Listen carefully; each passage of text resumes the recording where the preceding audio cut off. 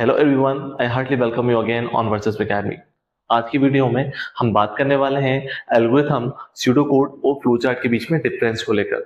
लेकिन उससे पहले मेरी एक रिक्वेस्ट है, अगर आपने एल्गोरिथम की वीडियो नहीं देखी है तो प्लीज उसे एक बार जरूर क्रॉस चेक करें। मैंने उसकी लिंक डिस्क्रिप्शन बॉक्स में ऑलरेडी मेंशन की हुई है। तो चलिए स्टार्ट करते हैं।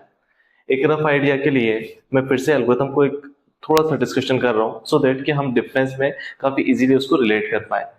एल्गोरिथम में हमने बात करी थी कि एल्गोरिथम जो है वो finite number of well defined instructions होते हैं, जिसके बेस पे एक डिजाइनर एल्गोरिथम को तैयार करता है और बेहतर अंडरस्टैंडिंग के लिए डेवलपर को प्रोवाइड करता है।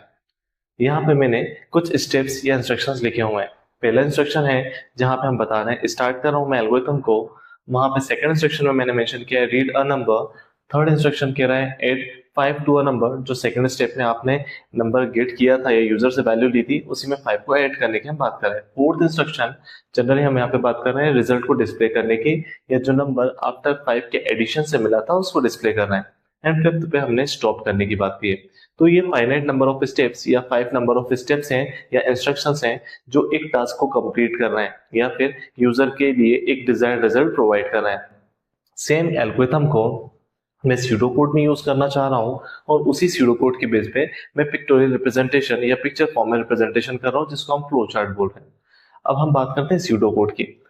तो स्यूडो कोड से आने से पहले हम जनरली जब एल्गोरिथम की बात करते हैं तो ये हमारा जो रिप्रेजेंटेशन है ये होता है formal representation. Formal means natural language में हम डिस्कशन कर रहे हैं नंबर ऑफ इंस्ट्रक्शन की। अगर आप नोटिस करेंगे तो हर एक चीज को हमने एक नॉर्मल लैंग्वेज में लिखा है या हमारे इंग्लिश लैंग्वेज में लिखा हुआ है।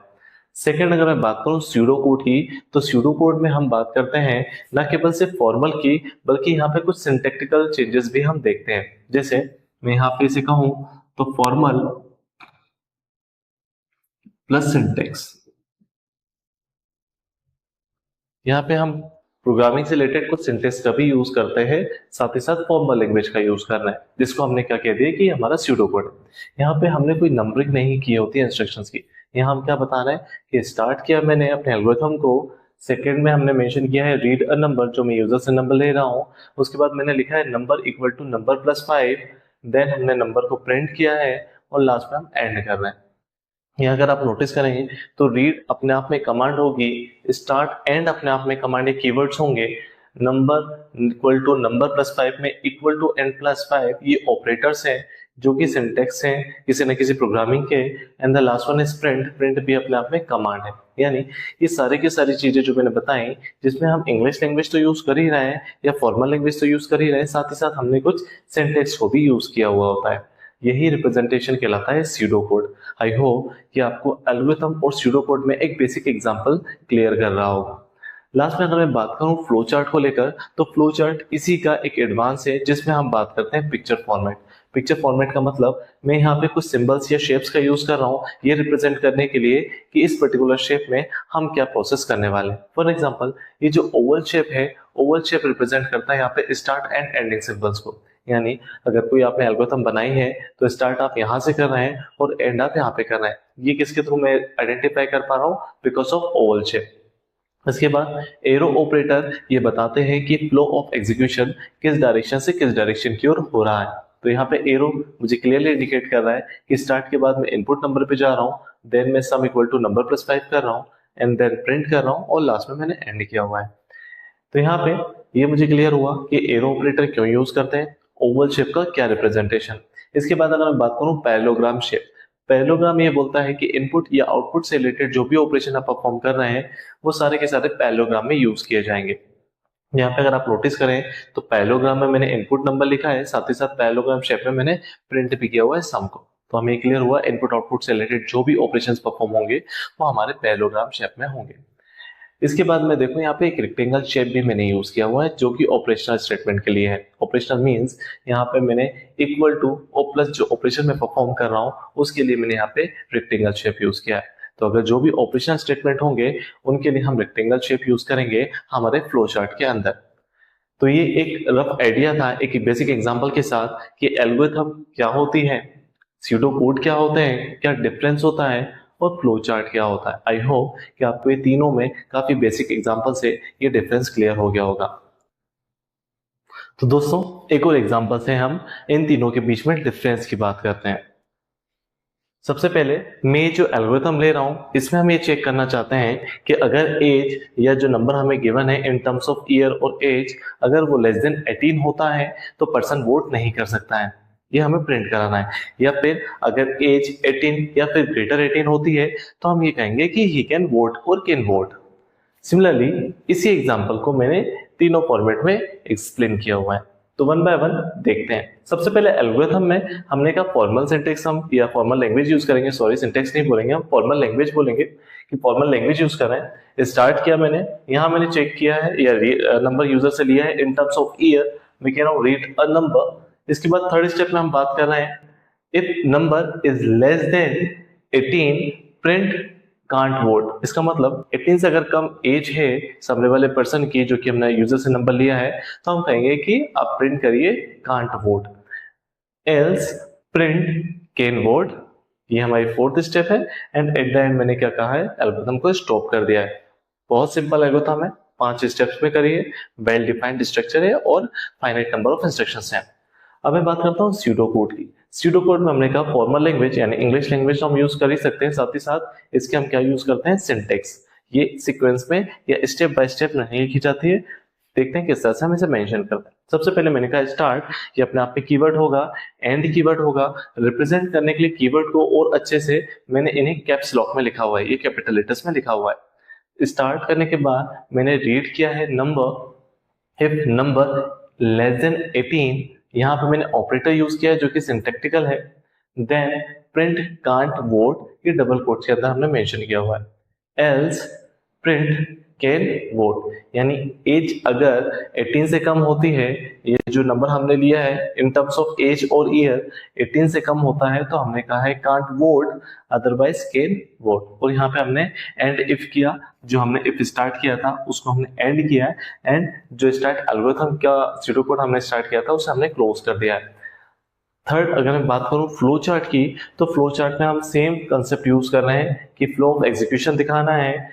पैरेललोग्राम का यूज करते हैं इनपुट या आउटपुट से रिलेटेड प्रिंटिंग ऑपरेशंस के लिए, और रेक्टेंगल का यूज करते हैं हम अगर कोई ऑपरेशन हमारा है जो कि असाइनमेंट या एडिशन से रिलेटेड है तो हम वहां पे यूज करते हैं रेक्टेंगल का। स्टार्ट और एंड के लिए हमने ओवल शेप का यूज किया था, लेकिन इस बार मैंने एक और शेप यूज किया है जिसको हम क्या बोलते हैं, डायमंड शेप। डायमंड शेप हम तब यूज करते हैं फ्लो चार्ट में जब हमें कंडीशनल स्टेटमेंट को एक्सप्लेन करना हो। तो चलो देखते हैं एक बार। स्टार्ट करने के बाद मैंने रीड किया number in terms of year कि मुझे एज यूजर की लेनी है। उसके बाद नंबर चेक किया मैंने या ईयर चेक किया है क्या वो लेस देन 18 है, अगर है यस तो मैंने कहा कांट वोट या प्रिंट किया है कांट वोट। ये चूंकि प्रिंटिंग स्टेटमेंट है दैट्स वाइज हमने पैरेललोग्राम शेप में लिखा है। यहाँ पे यूजर से नंबर इनपुट लिया है तो पैरेललोग्राम शेप का यूज किया है। सिमिलरली अगर यहाँ पे एज लेस देन 18 नहीं होती है, नो होता है, तो कंडीशन फॉल्स के बाद हम क्या कर रहे हैं, कैन वोट को प्रिंट करा रहे हैं। क्योंकि ये भी प्रिंटिंग स्टेटमेंट है या आउटपुट स्टेटमेंट है दैट्स वाइज से भी हमने पैरेललोग्राम शेप में यूज किया हुआ है। एट द एंड दोनों ऑपरेशन के बाद मैंने स्टॉप करा है अपने एल्गोरिथम को। तो आपको ये आई थिंक तीनों में डिफरेंस दूसरे एग्जाम्पल से और क्लियर हो गए होंगे। अगर आपको ये क्लियर हो गए हैं तो अब हम चलते हैं इसकी थ्योरी कंटेंट के लिए कि थोड़ा सा और डीप में इसमें क्या क्या क्वेश्चंस बन सकते हैं। तो चलिए अब डिटेल्स में हम थोड़ा सा और देखते हैं कुछ पॉइंट्स को लेकर कि तीनों में क्या डिफरेंस है।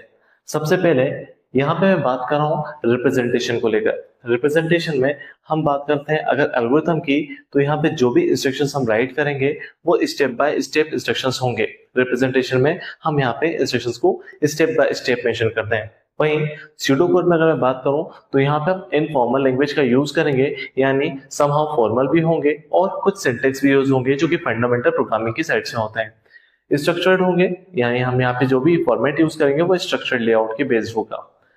फ्लो चार्ट में अगर मैं बात करूं तो फ्लो चार्ट में हम डायग्राम का यूज करते हैं या पिक्चर्स का यूज करते हैं या पिक्टोरियल रिप्रेजेंटेशन यूज करते हैं सिंबल्स और फ्लो को रिप्रेजेंट करने के लिए किसी पर्टिकुलर एल्गोरिथम के लिए।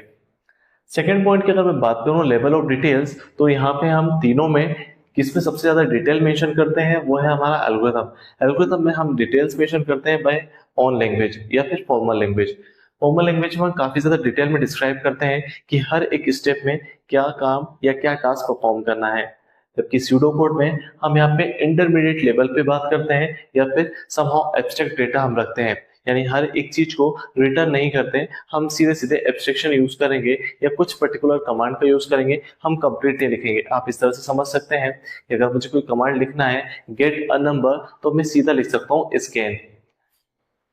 थर्ड पॉइंट यहाँ पे अगर मैं इसको सेकंड पॉइंट फ्लो चार्ट में, तो फ्लो चार्ट में हम बात करते हैं हाई लेवल होगा रिप्रेजेंटेशन, साथ ही साथ जो रिप्रेजेंटेशन है वो विजुअल होगा यानी पिक्चर के फॉर्मेट में मेंशन होगा। थर्ड पॉइंट में अगर मैं बात करूं फॉर्मेलिटी को लेकर, तो यहाँ पे हम लिखते हैं फॉर्मल या समहाउ, कभी कभी हम इनफॉर्मल लैंग्वेज का भी यूज करते हैं, बट यहाँ पे सिंटेक्स यूज नहीं होते। जबकि स्यूडो कोड में हम यहाँ इनफॉर्मल तो यूज करते ही हैं, साथ ही साथ हम स्ट्रक्चर्ड भी यूज करते हैं, यानी इनफॉर्मल में हमारा पर्टिकुलर एक स्ट्रक्चर होगा जो कि स्यूडो कोड को रिप्रेजेंट कर रहा होगा। फ्लो चार्ट के अंदर अगर मैं बात करूं तो फ्लो चार्ट में हम विजुअल रिप्रेजेंटेशन देंगे, नॉट लैंग्वेज सिंटेक्स, यानी हम यहाँ पे लैंग्वेज का कोई सिंटेक्स नहीं देते, हम यहाँ पे क्या कर रहे हैं सिर्फ और सिर्फ रिप्रेजेंटेशन के लिए विजुअल शेप्स या फिर फ्लो को रिप्रेजेंट करने में यूज कर रहे हैं। अंडरस्टैंडिंग की अगर मैं बात करूं तो डिपेंड करता है अंडरस्टैंडिंग एल्गोरिथम में कॉम्प्लेक्सिटी को लेकर। अगर आपका एल्गोरिथम काफी ज्यादा कॉम्प्लेक्स है तो उसको अंडरस्टैंड करना थोड़ा सा डिफिकल्ट हो जाएगा। जबकि स्यूडो कोड में चूंकि हम सिंटेक्स यूज करते हैं तो प्रोग्रामर के लिए ये काफी इजी हो जाता है अंडरस्टैंड करना, लेकिन नॉन प्रोग्रामर के लिए ये काफी ज्यादा कॉम्प्लेक्स रहेगा, क्योंकि प्रोग्रामर तो सिंटेक्स को समझता है बट नॉन प्रोग्रामर हमारी तरह वो ज्यादातर सिंटेक्स को नहीं समझेगा। थर्ड केस में अगर मैं बात करूं फ्लो चार्ट को लेकर, तो फ्लो चार्ट काफी इजी होता है, रीजन एक पिक्चर फॉर्मेट है और पिक्चर में फ्लो ऑफ एग्जीक्यूशन बताने में काफी इजी हो जाता है किसी भी एनी पर्सन के लिए कि वो किस तरह से फ्लो ऑफ एग्जीक्यूशन हो रहा है। लास्ट पॉइंट में अगर मैं बात करूं यूज केस को लेकर, तो एल्गोरिथम में डिस्क्राइब किया जाता है लॉजिक को काफी क्लियरली ताकि हर एक केस को समझने में आसानी हो सके। स्यूडो कोड में अगर मैं बात करूं तो यहाँ पे डिस्क्राइब करते हैं लॉजिक को लैंग्वेज एग्नोस्टिक वे में। लैंग्वेज एग्नोस्टिक का मतलब कोई भी प्रोग्रामिंग हो किसी पर्टिकुलर प्रोग्रामिंग के ऊपर फोकस नहीं किया जाएगा, यहाँ पे सिर्फ और सिर्फ प्रोग्रामिंग फंडामेंटल के ऊपर जो कीवर्ड यूज होते हैं या फिर सिंटेक्स यूज होते हैं ताकि किसी भी प्रोग्रामर के लिए वो समझने में काफी आसानी हो सके। थर्ड केस में अगर बात करूं फ्लो चार्ट में, तो यहाँ पे हम सिर्फ और सिर्फ प्रोसेस फ्लो को विजुअली रिप्रेजेंट करते हैं यानी पिक्चर के फॉर्मेट में रिप्रेजेंट करते हैं। तो ये तीनों डिफरेंस थे कुछ की पॉइंट्स के बेस पे जो मैंने यहाँ पे आपको डिटेल में समझाया। आई थिंक आपको दो एग्जांपल के साथ तीनों पॉइंट्स में डिफरेंस क्लियर हो गया होगा, साथ ही साथ जो की पॉइंट्स हमने मेंशन किए हैं इन की पॉइंट्स के बेस पर भी तीनों के अंदर आपको डिफरेंस अच्छे से समझ में आ गया होगा। अगर आपको इस वीडियो से कोई भी इंसाइट मिलते हैं तो प्लीज चैनल को सब्सक्राइब जरूर करें और वीडियो को लाइक करें, शेयर करें, सो दैट कि मैं मोटिवेट हो सकूं और मैं नई नई वीडियो के साथ आपके सामने जल्दी जल्दी प्रेजेंट हो सकूं। मिलते हैं नेक्स्ट वीडियो में। Thank you.